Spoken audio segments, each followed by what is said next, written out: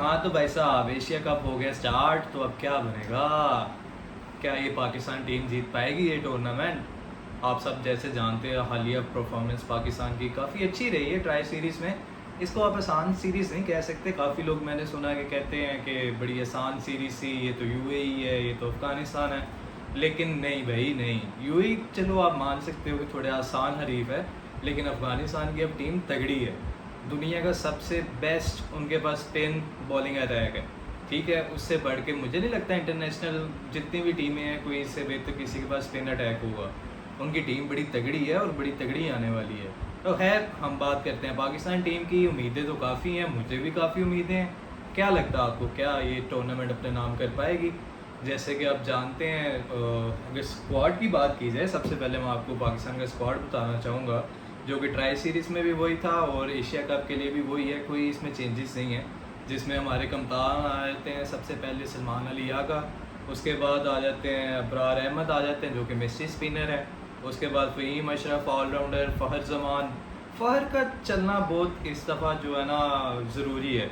मैं कहता हूँ कि पूरी टीम इस टाइम फ़हर के ऊपर डिपेंडेंट है। उसका इंटेंट दिखाना, उसका चलना बहुत ही ज़रूरी है, क्योंकि वो चलेगा तो बाकी टीम परफॉर्म करेगी। फ़खर जमान इस टाइम पाकिस्तान टीम का इंजन बन चुके हैं।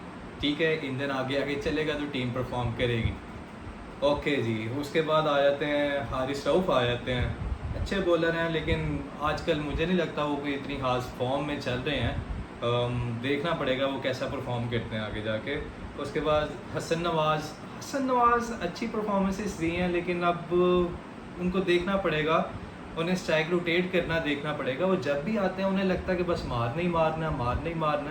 कोई यार सिंगल डबल भी तो कोई चीज़ का नाम है। अब सिर्फ मारना हिटिंग करना तो गेम नहीं है। जहाँ पे स्पिनर आएगा, जहाँ पे थोड़ा सा प्रेशर मैच आएगा, वहाँ पे ये फंसेंगे।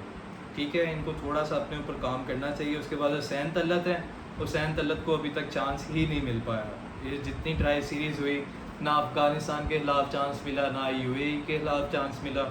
हुसैन तलत को देखना पड़ेगा कि वो इस टाइम कैसी फॉर्म में है, कैसी लय में है, कैसा परफॉर्म करते हैं। मुझे नहीं लगता एशिया कप में हुसैन तलत को कोई चांस दे पाएंगे हम, क्योंकि अब तो देखें प्रेशर वाले मैच हैं। पहले तो आसान थे, ट्राई सीरीज़ थी। जैसे सलमान अली आगा ने कहा ना अपने ट्राई सीरीज़ की, जब वो ट्रॉफ़ी लेने गए उन्होंने तब कॉन्फ्रेंस में कहा कि ये तो बस प्रैक्टिस के लिए हम देख रहे थे इसे, इसको कोई इतना प्रेशर गेम्स नहीं थी।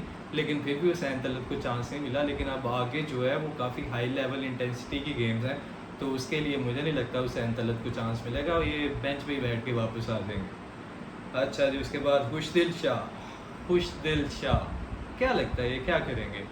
मुझे तो इनकी सिलेक्शन पे भी थोड़ा सा है।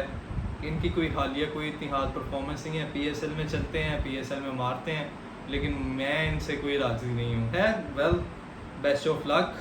उसके बाद आ जाते हैं मोहम्मद हारिस, जो कि विकेट कीपर हैं। आपके सामने ही इनकी कैसी परफॉर्मेंस रही है, कुछ भी इन्होंने करके अभी तक नहीं दिखाया। हाँ, एक मसला है कि कभी 4 नंबर पे जाते हैं, कभी 5 नंबर पे, कभी 6 नंबर पे। खुद को वो ओपनर बैट्समैन कहते हैं, लेकिन ये है कि उनको टीम के हिसाब से अपने आप को एडजस्ट करना पड़ेगा।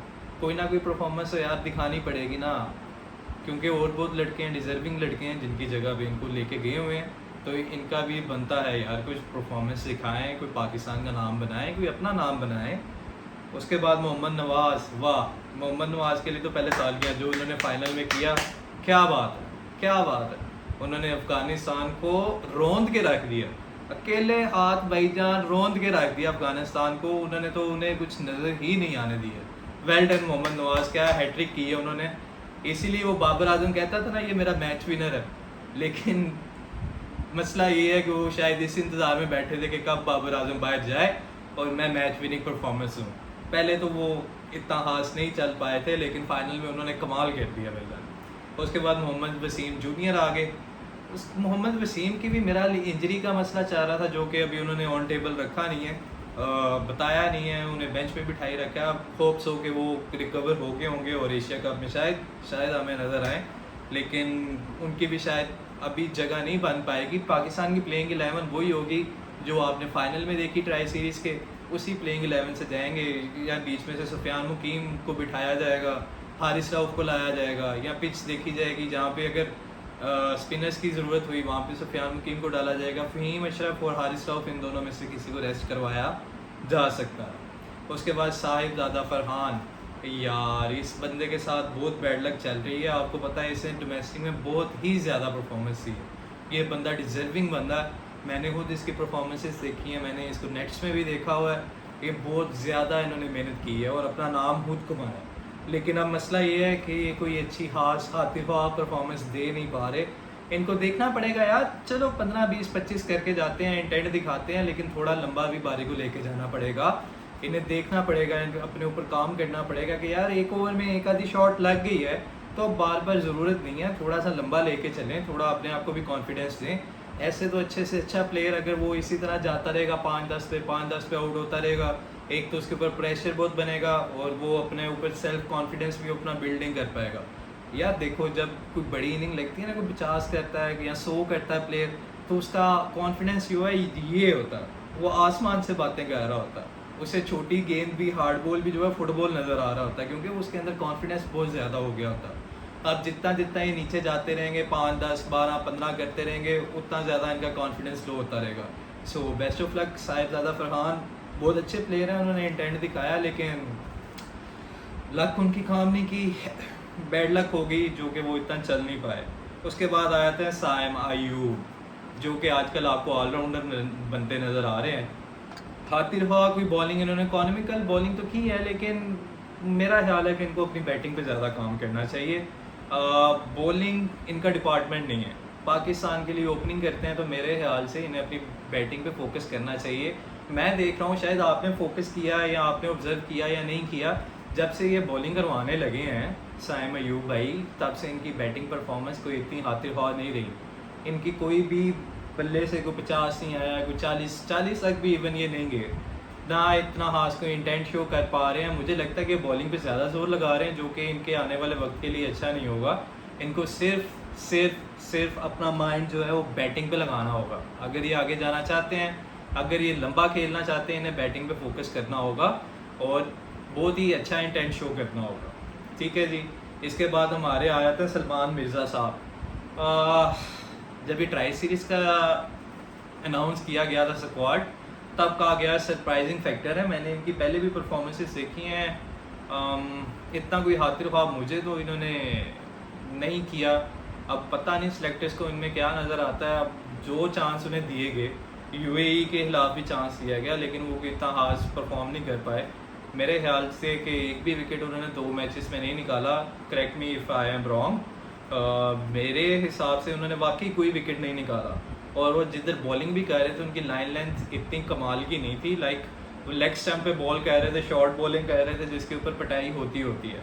सलमान मिर्ज़ा, उनकी थोड़ी हाइट भी छोटी है, उन्हें थोड़ा देखना पड़ेगा कि उनके हिसाब से उनके लिए कौन सी लाइन लेंथ जो है वो सूटेबल है। तो best of luck Salman Mirza. अब देखें, किसी को भी इतना डिग्रेड फॉर्म कर नहीं सकते। जितने भी प्लेयर्स होते हैं डोमेस्टिक में परफॉर्म किया होता है, इन सब के पीछे बहुत परफॉर्मेंस होती है, उसके बाद जाके इंटरनेशनल में आते हैं। तो लेट्स सी ये क्या परफॉर्मेंस दे पाते हैं। उसके बाद हमारे आया था शहीन शाह अफरीदी साहब। शहीन की मुझे लगता है कि पेस थोड़ी सी वापस आ रही है, लेकिन जो इन स्विंग डालते होते थे जिससे दुनिया डरती थी, ख़ास तौर पे जो इंडियन प्लेयर्स डरते थे, जो फोबिया था शहीन का, वो अब मुझे ख़त्म होता नज़र आ रहा है भाईजान। मुझे नहीं लगता कि वो अब उस पीक पे इंडिया को इस टूर्नामेंट में पकड़ पाएंगे। हाँ, वक्त की बात है, आगे जाके हो सकता है वो फिर से अपनी लय में आए, लेकिन जब वो बॉल डालते हैं उनका इन स्विंग इतना हो नहीं पा रहा। वो बॉल कहीं डालते हैं, निकलता कहीं है। हाँ, ट्राई सीरीज़ के फाइनल में उन्होंने एक विकेट ली थी, जो कि आउट स्विंग पे उन्होंने विकेट ली थी। उन्होंने बॉल थोड़ा सा बाहर निकाला था गुरबाज को, तो उन्हें विकेट मिल गई, लेकिन उन्हें इन स्विंग पे अपना काम करना होगा। बहुत प्यारी इन स्विंग डालते थे, लेकिन जब से उनके नी इंजरी हुई उसके बाद से वो ठीक से रिकवर नहीं कर पाए। तो बेस्ट ऑफ लक शहीन, आप विकेट्स लें, क्योंकि हमारे सारा बॉलिंग अटैक शहीन अफरीदी पे डिपेंड है। वो पहले 1-2 ओवर में विकेट निकालते थे तो पाकिस्तान बहुत लंबे अरसे तक जीतता रहा। जब से उन्होंने विकेट्स निकालना बंद किया, उन्हें विकेट नहीं मिल रही बल्कि उनकी पिटाई हो जाती है, तो उसकी वजह से पाकिस्तान के ऊपर बहुत ज़्यादा प्रेशर आता है। तो best of luck Shaheen Afridi, अपने ऊपर वर्किंग करो यार, आप हमारा प्राउड हो, आपको बढ़ना होगा, आपको खींचना होगा उसको।